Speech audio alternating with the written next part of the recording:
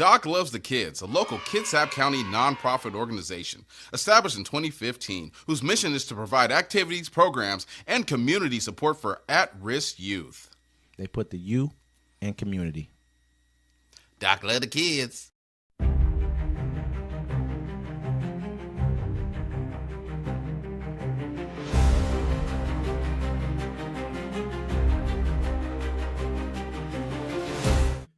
Welcome to Uncommon Courtesy, where we give you the courtesy of conversation that's uncommonly spoke of. I'm D-Mac. I'm Wesley. And this is the show. Hey, don't forget to like, comment, subscribe. Don't forget to catch us on our other shows, The Friday Fix, Plays and Parlays, UFC with LT, and Civil Discourse. Hello, Wes. Welcome to How you doing, D-Mac, man? No homelessness. I'm doing good. I got to make sure I get dressed every day now. I don't want to get mistaken for a homeless person. Have you been? Yeah. I've been watching that, and I've seen them going through different neighborhoods over there as well too, and just walking up on people's doorstep saying, "Hey, you got your ID on you?" You know what I mean? Just asking people questions who are sitting on their stoops, sitting on their porches. Yeah. Like, hey, this. I mean, like, hey, they're like, hey, just don't be out here drinking. Don't be out here smoking. What were they what they keep saying though? Whose name they keep saying during that the same interaction? Like, we watched the same one. Wanted us to do this. Donald Trump wants to clean up the streets. It's like they're almost trying to push out the message that Trump did this. Trump is doing this. He did do that. You know the whole reason he did it, right? It wasn't, well, mainly it was because that the one guy they call Big whatever got jumped, right? But then also he was driving from the White House and he saw homeless people on the streets. He said, "Oh, how disgusting! Get him out of here." And that's why he did as well. I believe bigger than that. I believe he did it for like a test run. He did it to prove a point that I can do it, at the same time to desensitize people to it being done.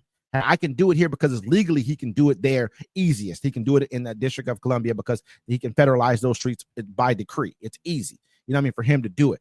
However, I think he really did it at the same time too. So when he does push out further into other areas, like say like a Baltimore or a New York, you know what I mean, or LA, that they like if there are protests, they won't be at his front gate because he now has troops on the street to quail and quash. Well, think about that also, and when my bad to cut you off, and in DC, he's created basically his own castle. That's what he's doing. You know what I'm saying? So when they try to come out there and come and get him, he has a force to stop people. This is exactly what I'm saying as well. You know what I mean? But anyway, you know what I mean? But we'll have to report more on this because this is something that's developing. They said it's like 7 days or whatever because he only has a certain amount of time he can do this for legally before he has to revert back unless he has some type of a existential emergency, and he doesn't. This is like they have like, all the cities that he's talking about.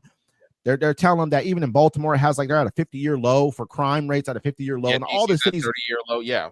They said he really had no reason to do it. He's just trying to prove a point and like you said, flex his muscles. He did it in LA. He's desensitizing people to this right now. So we'll become complacent with an authoritarian, totalitarian type government coming into, you know, I mean, it's crazy that we're sitting here and people are not protesting their off in the streets right now. I'm kind of shocked about it. Well, actually, speaking of protests, Wes, Trump plans 600 soldier military reaction force ready to strike at any moment's notice. Here's what it'll do. Donald Trump eyes National Guard's quick reaction force to respond to domestic unrest. Half of these troops will be based on military bases in Alabama and Arizona, as per the report. They will be ready at all times to quickly deploy to any city or state experiencing unrest or protest, according to the New Republic report. The troops would be equipped with military-style weapons, riot gear, and would be sent in waves of 100 soldiers, according to the report. To prevent burnouts, the soldiers would rotate every 90 days, as per the New Republic report. The Pentagon document also raises concern about the reduced availability of the National Guard, the cost of the program, logistical challenges, and the possible public and political impact, along with other negative external impacts that programs could cause, as reported by the New Republic. Title 10 versus Title 32, how Donald Trump could use federal authorities. Trump would have the authority to call upon the National Guard under federal law known as Title 10 and Title 32. While Title 10 limits the Guard's role mainly to assist local police without making arrests or leading investigations, Title 32 allows the Guards to operate with expanded power, including making arrests and acting more aggressively in states declared to have unrest. Trump used Title 32 during the Black Lives protests in 2022 or in 2020. And so basically, this is his own strike force. So You want to get in the streets and protest? You know, he saw them protesting during his military parade. And that's basically, he'd be like, oh, they're protesting. Somebody goes in there because, you know, most of the protesters, the people in there breaking glass aren't part of the protest. They're agitators. So now he'll have a strike force, his own army that he can send in to stop any protests. And he can dub it, since he controls the media. He can be like, oh, yeah, civil unrest. They're breaking bottles. They're attacking police officers. You know, at this point in time, our own citizens are against our own citizens. We believe that there is a difference between certain areas of the United States when it comes to citizenship. There's actual people actually think that because you live in a rural area or a less populated area, that people who live in more populated areas are all on welfare or all crazy or all taking something away from it or all taken from the government, mooching off, whatever the case may be. We've divided ourselves up for the picking right now, and we really believe that things will get. I honestly don't. I honestly don't think Americans think that anymore. I think these are a lot of bots online. Think about there might be, but I think there's a lot of bots online that are just saying this, because when you see those meetings with the constituents that these Republicans are having, these people ain't having it. The whole towns, these people are like, what are you doing? You're taking away our health care. You're doing this. This is not what we were told. That's what I'm seeing. And then when I get online, it's bots, you know what I'm saying? Because there's bots out here defending Donald Trump and Epstein. But see, this right here, he has his own strike force to quell any kind of protest. Yeah, the people who actually voted for him, there's a lot of them. There's a lot of people who voted for him, 77 million people. They believe this. They talk like this all the time. We hear them. Yeah. You know what I mean? And so when this kind of things happen, when he comes out with this type of a strike force, like these type of things right here, then he's going to put them in, what do you say, Mississippi and Alabama? Perfect place to keep them at, because what kind, like it's a mind frame at this point in time. You keep them away from the city slickers, and so they can get anywhere. But do you understand what I'm saying though? It's a mind frame at that point in time. Once you're out in rural areas, put away from people, you're not used to. It's like when I go to, imagine the kids who they got right now. Who they have. Okay. So imagine people who they have right now in DC.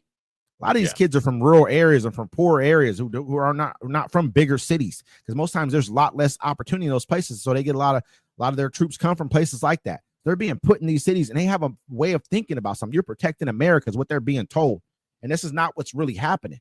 You're really being put forth as the first wave of something that we've never had to deal with in this country before, and it's strange and it's sickening at this point in time that we're being subjected to this.